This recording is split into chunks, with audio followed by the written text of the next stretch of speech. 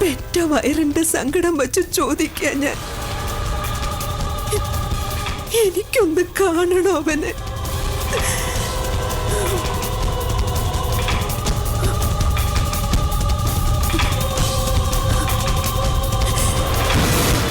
വർഷങ്ങൾ ഞാൻ ഹൃദയത്തിൽ സൂക്ഷിച്ച വാത്സല്യം അവന്റെ നെറുകയിലൊന്ന് തഴുകിയെങ്കിലും മനസ്സിൽ നിന്ന് ഞാനൊന്ന് ഇറക്കി വയ്ക്കട്ടെ.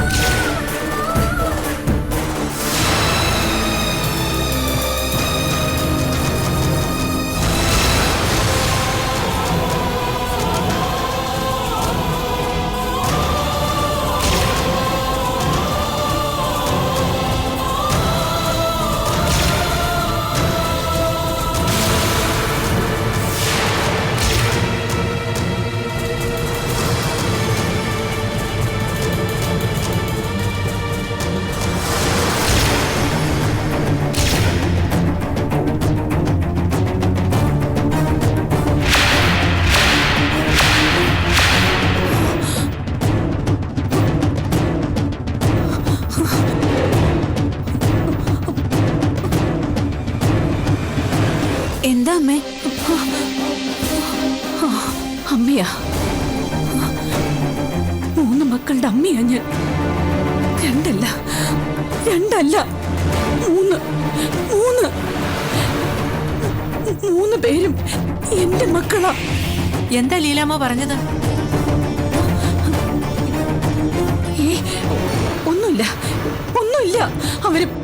അവര് വെറുതെ ഭ്രാന്ത് പറയാ. എനിക്ക് കാണണ്ടെന്ന് പറയൂ. ഇനി മേലിൽ എന്റെ കൺവട്ടത്ത് കാണണ്ടെന്ന് പറ. എനിക്കവരെ കാണണ്ട. എനിക്ക് തോന്നി അവള് കുഴപ്പമുണ്ടാക്കൂന്ന്. മാഡം വിഷമിക്കണ്ട, അവളുടെ കാര്യം ഞാൻ ഏറ്റു.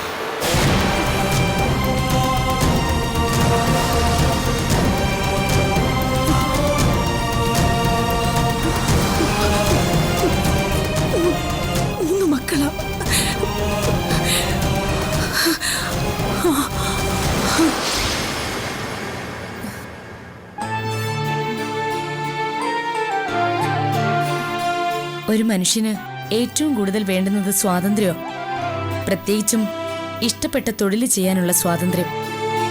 പക്ഷേ ബാലാമണി, എനിക്ക് നഷ്ടപ്പെട്ടതോ അതാ. അഭയടുത്ത് ജോലിക്ക് പോകുന്നതിന് അവർക്കെന്താ? ഈഗോയാ ബാലാമണി. എന്റെ ജോലിയും സൗകര്യങ്ങളും കോണ്ടാക്ട്സും ഒന്നും അവർക്ക് ഇഷ്ടപ്പെടുന്നില്ല. മരുമകൾ മുറിക്കകത്ത് തന്നെ ഇരിക്കണമെന്ന് അവർ വാശി പിടിച്ചപ്പോ എന്റെ നിയന്ത്രണം വിട്ടുപോയി.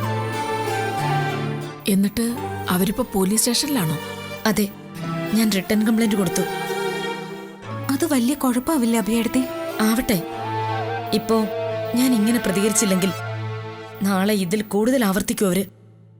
കേസ് കൊടുത്ത് കോടതി കയറ്റണമെന്നൊന്നും എനിക്ക് ആഗ്രഹമില്ല. ഒരു ദിവസം ലോക്കപ്പിൽ കിടന്നു കഴിയുമ്പോ സ്വാതന്ത്ര്യത്തിന്റെ വില മനസ്സിലായിക്കോളും. ഭർത്താവ് അറിഞ്ഞില്ലേ മോളെ? അറിയാതിരിക്കില്ലല്ലോ. മഴക്കും ബഹളം ഒന്നും വേണ്ട അഭയടുത്തെ. എനിക്കിതൊക്കെ കേൾക്കുമ്പോഴേ പേടിയാ. ഇതൊന്നും ആലോചിച്ച് നീ ടെൻഷൻ ആവണ്ട. ഇതെന്റെ മാത്രം കാര്യമാണ്. ഞാൻ ഫേസ് ചെയ്തോളാം.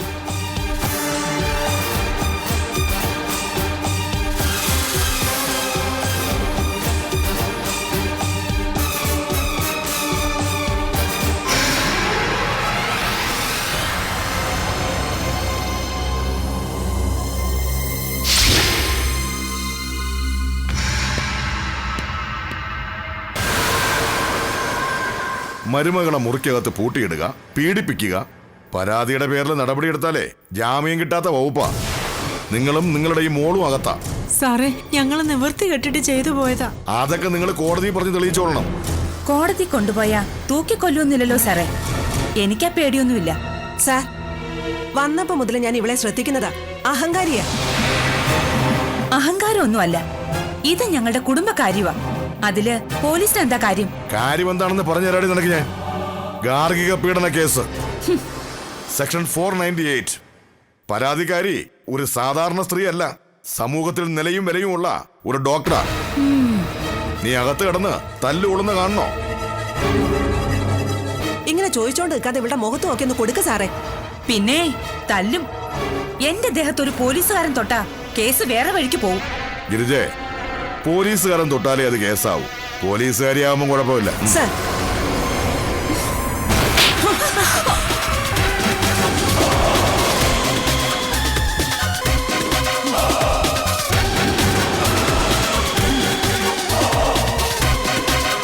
പോലീസുകാരെ പേടിയില്ല അല്ലേടി നിനക്ക്? ഒരു തല്ലുകൊണ്ടൊന്നും ഈ ഗീത പേടിക്കില്ല. അപ്പൊ ഒന്നുകൂടി ആവാം ഗിരിജെ. സാർ,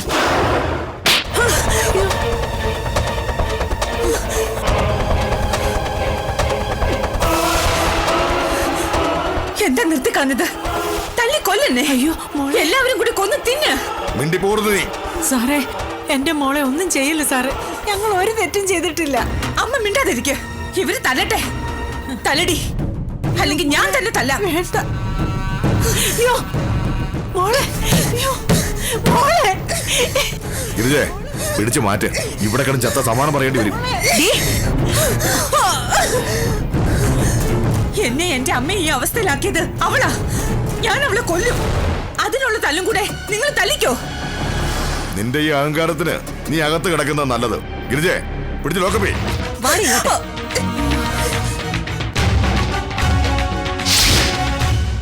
ഇല്ല, പെട്ടെന്ന് എന്തെങ്കിലും ശരിയാക്കിയേ പറ്റൂ. ഞാൻ വിളിക്കാം അങ്ങോട്ട്. വീട് പണയത്തിലെടുക്കാൻ ആരെങ്കിലും കിട്ടിയോടാ? അന്വേഷിക്കുന്നുണ്ട് ഉണ്ണിയാമ്മേ. വലിയ ബിസിനസ്സുകാർക്കും സിനിമാക്കാർക്കും ഒക്കെ പണം കടം കൊടുക്കുന്ന മാർവാടികളുണ്ട്. 1-2 പേര് വില്ലിങ്ങാണ്. പക്ഷേ അവർക്കൊക്കെ വീടും പുരയിടവും അവരുടെ പേരിൽ രജിസ്റ്റർ ചെയ്ത് കൊടുക്കണം. അയ്യോ, എന്ത് വിശ്വസിച്ചാടാ എഴുതി കൊടുക്കുക? തിരിച്ചെഴുതി തന്നില്ലെങ്കിലോ? സാധാരണ അങ്ങനെ ചതിക്കാറില്ല. എന്നാലും ഒരു പേടി. അത് വേണ്ട വലിയേട്ടാ. രജിസ്റ്റർ ചെയ്ത് കൊടുക്കുന്നതൊക്കെ അപകടമാണ്. അല്ലാതെ തന്നെ പണം തരാൻ ഒരാളുണ്ട് എൻ്റെ കയ്യിൽ.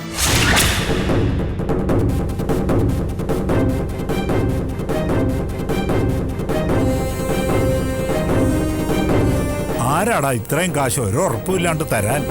ഉറപ്പ് കൊടുക്കണം. നമ്മൾ ആധാരവും മുദ്രപത്രവും പ്രോനോട്ടും ചെക്കും ഒക്കെ കൊടുക്കണം. രജിസ്റ്റർ ചെയ്ത് കൊടുക്കണ്ട. ഓ, അങ്ങനെ ഉണ്ടെങ്കിൽ അത് നല്ലതാടാ. നീ ഏർപ്പാടി. വെറുതെ റിസ്ക് എടുക്കണ്ടല്ലോ.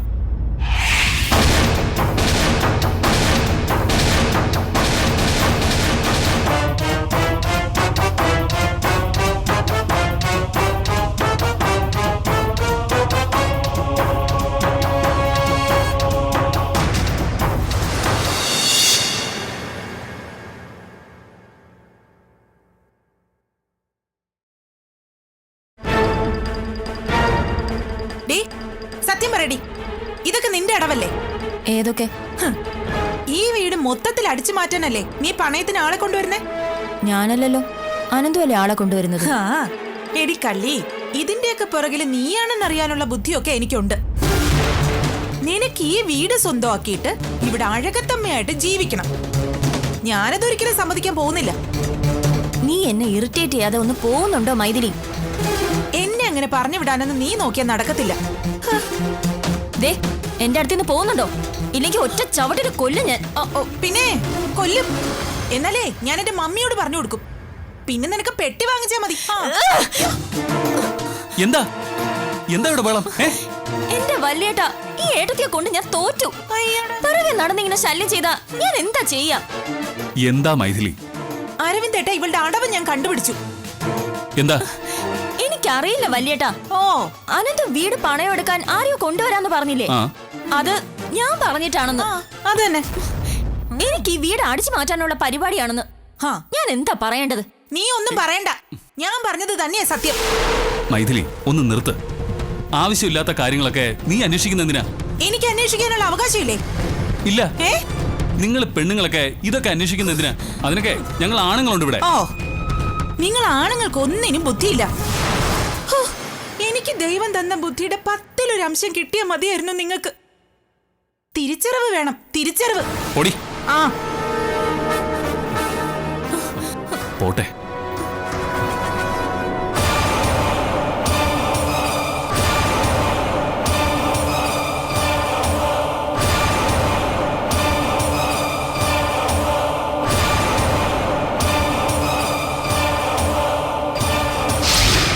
സർ, ഇതൊരു ചെറിയ കുടുംബ വഴക്കാണ്, അല്ലാതെ കേസെടുക്കേണ്ട കാര്യമൊന്നുമില്ല. അത് തീരുമാനിക്കേണ്ട നിങ്ങളല്ല, പരാതിക്കാരി നിങ്ങളുടെ ഭാര്യയാണ്. അത് തന്നെയാണ് സർ ഞാൻ പറഞ്ഞത്. ഇത് അത്രയ്ക്ക് വലിയ കാര്യമൊന്നുമല്ല. ഏത് കുടുംബത്തിലാ ചെറിയ വഴക്കുകളൊന്നും ഇല്ലാത്തത്? അതുപോലൊക്കെ എൻ്റെ വീട്ടിൽ സംഭവിച്ചിട്ടുള്ളൂ. സി മിസ്റ്റർ കാർത്തിക്, എനിക്ക് നിങ്ങളോടോ നിങ്ങളുടെ കുടുംബത്തിനോടോ യാതൊരുവിധ വ്യക്തിവൈരാഗ്യവും ഇല്ല. പോലീസ് അങ്ങോട്ട് ചെന്ന് കേസെടുക്കുകയായിരുന്നില്ല, ഞങ്ങളെ വിളിച്ചു വരുത്തിയതാ. ഞങ്ങൾ ചെല്ലുമ്പോൾ ഡോക്ടർ അഭിരാമിയെ കാർത്തിക്കിന്റെ അമ്മയും സഹോദരിയും ചേർന്ന് മുറിയിൽ പൂട്ടിയിട്ടിരിക്കുകയായിരുന്നു. അത്തരമൊരു സിറ്റുവേഷനിൽ പ്രതികൾക്കെതിരെ കേസെടുത്തല്ലേ പറ്റൂ. പെട്ടെന്നുള്ള ദേഷ്യത്തിൽ ചെയ്യുന്നതാണ് സാർ ഇതൊക്കെ. ദയവ് ചെയ്ത് കേസ് ചാർജ് ചെയ്യരുത്. സമൂഹത്തിൽ നിലയും വിലയുള്ള ഒരു ഡോക്ടറാണ് ഞാൻ. അപമാനിക്കരുത്. എനിക്ക് നിങ്ങളെ അവമാനിച്ചിട്ട് എന്ത് കിട്ടാനാ? പക്ഷേ നിങ്ങളുടെ സഹോദരി ഉണ്ടല്ലോ, അവള് തല്ലുകൊള്ളേണ്ട സൈസ് തന്നെയാ. തല്ലിയോ സാറ്? ഞാൻ തല്ലിയില്ല, പക്ഷേ അവരിവിടുത്തെ കോൺസ്റ്റബിൾമാരോട് തല്ല് ചോദിച്ചു വാങ്ങിച്ചു. സർ, ഞാനിപ്പോ എന്താ വേണ്ടത്? എനിക്കവരെ രക്ഷിക്കണം. ഒറ്റ സൊല്യൂഷനേ ഉള്ളൂ, തന്റെ ഭാര്യയെ കൊണ്ട് പരാതി പിൻവലിപ്പിക്കുക. ഒരു പരാതിയില്ലെന്ന് എഴുതി തന്നാ ഞാൻ വിട്ടേക്കാം. അത് ഞാൻ ചെയ്യാം സർ. ഇപ്പോ ഞാൻ അവരെ ഒന്ന് കണ്ടോട്ടെ? യെസ്. Thank you sir.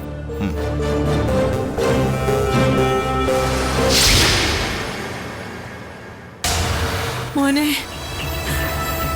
ഇത് കണ്ടില്ലേടാ ഞങ്ങളുടെ അവസ്ഥ? ആ സാമദ്രോഹി പോലീസിനെ കൊണ്ട് അറസ്റ്റ് ചെയ്യിപ്പിച്ചതാ. എന്തൊക്കെയാ അമ്മ ഇത്? എന്തൊക്കെയാ നമ്മുടെ വീട്ടിൽ നടക്കുന്നത്? നിന്റെ ഭാര്യയോട് ജോലിക്ക് പോവണ്ടെന്ന് പറഞ്ഞതിന് അവള് വാശി തീർത്തതാ. എന്തെങ്കിലും കാര്യമുണ്ടെങ്കിൽ എന്നെ വിളിച്ച് പറയല്ലേ ചെയ്യേണ്ടത്? അതിന് നിന്നെ അവള് വകവെച്ചിട്ട് വേണ്ടേ? എങ്ങനെയെങ്കിലും ഞങ്ങളെ ഒന്ന് ഇറക്കിക്കൊണ്ട് പോവാം മോനെ. അഭിരാമി കംപ്ലൈന്റ് കൊടുത്തിട്ടുണ്ട്. പരാതിയില്ലെന്ന് അവള് പറഞ്ഞാലേ ഇറങ്ങാൻ പറ്റൂ. അവിടെ കാല് പിടിച്ചിട്ടൊന്നും ഇറങ്ങണ്ട. ജയിലെങ്കിൽ ജയില്, അതാ ഭേദം. ഗീതം ഇങ്ങനെ വാശി പിടിക്കണ്ട. ആദ്യം ഞാൻ കേസ് ഇല്ലാതാക്കാൻ നോക്കട്ടെ. കേസ് വന്നാ ജയിലിൽ കിടക്കേണ്ടി വരും അല്ലേ മോനെ? കോടതി പോയത് വലിയ കേസാവുമേ. അയ്യോ, എന്നുവെച്ച് അവിടെ കാല് പിടിക്കണോ? ഗീതമ്മയ്ക്ക് ഇതിന്റെ സീരിയസ്നെസ് മനസ്സിലാകത്തോണ്ടാ. നല്ല കാലം മുഴുവൻ ജയിലിൽ കിടന്ന് തീർക്കാനുള്ളതല്ല. ഞാൻ അഭിരാമിയെ ചെന്നൊന്ന് കാണാം. പരാതി പിൻവലിപ്പിക്കണം. ബാക്കിയൊക്കെ പിന്നെ.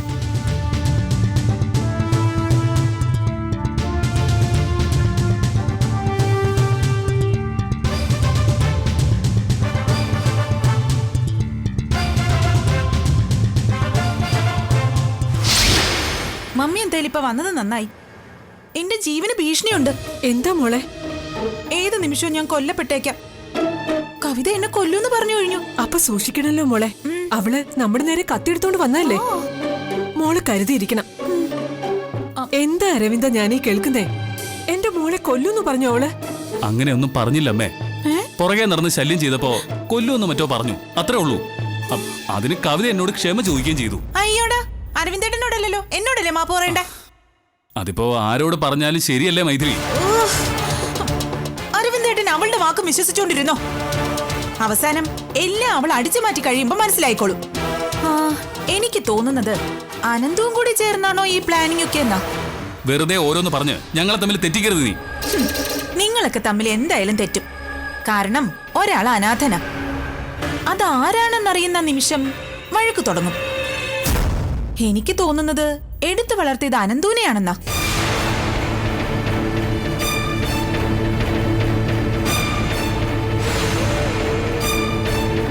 അതവനെ അറിയായിരിക്കും. അതുകൊണ്ടാ ഈ സ്വത്തെല്ലാം കൈക്കലാക്കാൻ അവൻ നോക്കുന്നത്. എന്റെ മൈഥിലി, നിന്റെ ചിന്തകൾ ഇങ്ങനെ കാടി കയറി പോരുത്. ശ്ശോ, ഞാനൊന്നും പറയുന്നില്ല. ഹ്, എല്ലാം നഷ്ടപ്പെട്ട് കഴിയുമ്പോഴേ എല്ലാരും കൂടി നമ്മുടെ വീട്ടിലേക്ക് വരുമെന്നാ മമ്മി എന്റെ പേടി.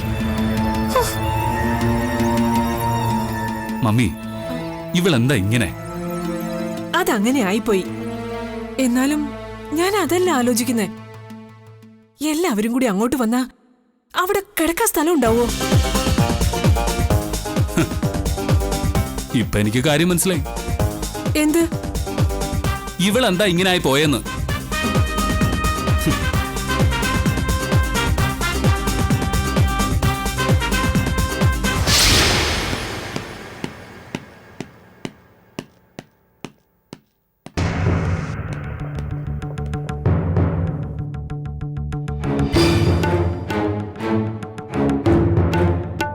നിക്ക.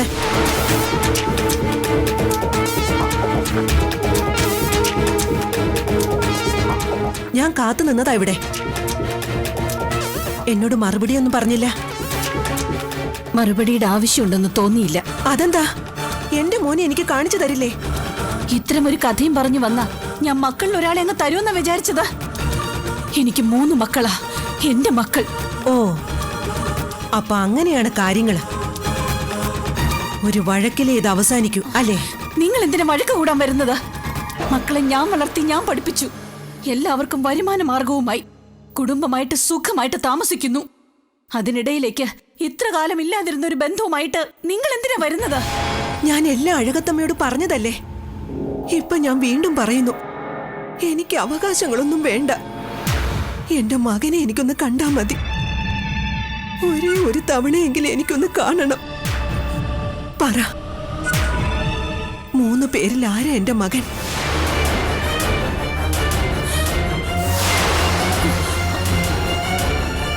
അങ്ങനെ ഒരാളില്ല. 3 എന്റെ മക്കളാ. അല്ലെന്ന് ഞാൻ തെളിയിച്ചാലോ? അതിനിവിടെ നിയമങ്ങളുണ്ട്. ദയവ് ചെയ്ത് ഞങ്ങളെ ഉപദ്രവിക്കരുത്. ഞാനും എന്റെ മക്കളും മനസ്സമാധാനത്തോടെ ഒന്ന് ജീവിച്ചോട്ടെ. ജീവിച്ചോളൂ. എനിക്ക് ബലമായിട്ട് എടുത്തോണ്ട് പോകാൻ കഴിയുന്ന പ്രായത്തിലൊന്നും അല്ല ഇപ്പൊ എന്റെ മകൻ. ഒന്ന് കണ്ടാ മതി എനിക്ക്. അതൊന്നും നടക്കില്ല. നിങ്ങൾ ഇക്കാര്യം ഇനി എന്നോട് സംസാരിക്കരുത്.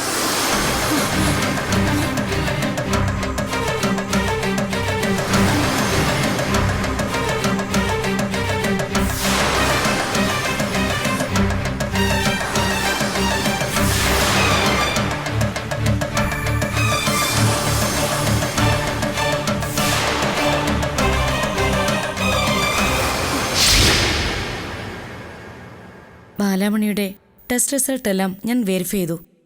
കണ്ടീഷൻ അത്ര നല്ലതല്ല. ഐ മീൻ, ഒരു നോർമൽ ഡെലിവറി സംഭവിച്ച ഭാഗ്യം. പക്ഷേ അതിനുള്ള സാധ്യതകൾ കുറവാ. കുട്ടിയുടെ പൊസിഷൻ ചേഞ്ച് ആയിരിക്കുന്നു അല്ലേ ഡോക്ടർ? യാ, എക്സാക്ട്ലി. പക്ഷേ അതെങ്ങനെ സംഭവിച്ചെന്നറിയില്ല. മുമ്പ് യൂട്രസിന് ക്ഷതം സംഭവിച്ചിട്ടുണ്ട്. അതിൻ്റെ ആവാം. എന്തായാലും ഒന്നും അവരെ അറിയിച്ച് ടെൻഷനാക്കണ്ട. ശരി.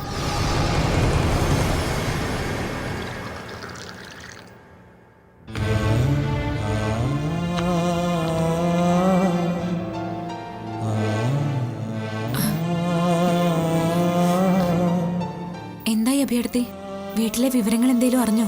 ഇല്ല, ഇതുവരെ ഭൂകമ്പങ്ങളൊന്നും ഉണ്ടായിട്ടില്ല. Leave it. വരും പോലെ വരട്ടെ. ആ, നിനക്കെങ്ങനെയുണ്ട് അത് പറ. വയറിന് എന്തെങ്കിലും അസ്വസ്ഥതയോ പ്രശ്നങ്ങളോ ഉണ്ടോ? അനക്കം കുറയുന്നത് പോലെ തോന്നുക അഭിയടുത്തി. വെറുതെ തോന്നണതായിരിക്കും ചിലപ്പോ. ആയിരിക്കും. എന്തായാലും നാളെ പ്രസവം നടക്കണം. പെയിൻ സ്റ്റാർട്ട് ചെയ്തില്ലെങ്കിൽ അതിനുള്ള മെഡിസിൻ തരും. കുഴപ്പമൊന്നുമില്ലല്ലോ അല്ലേ? പ്രസവം ഒരു പ്രാർത്ഥനയാ. ഒരു ജീവൻ ഭൂമിയിലേക്ക് വരാൻ വേണ്ടി ഈശ്വരന്മാരോടുള്ള പ്രാർത്ഥന.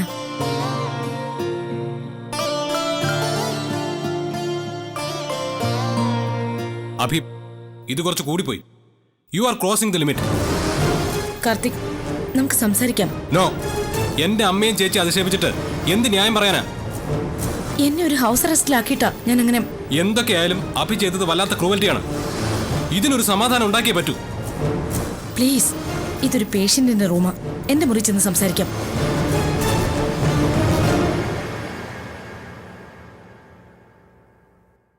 I am sorry.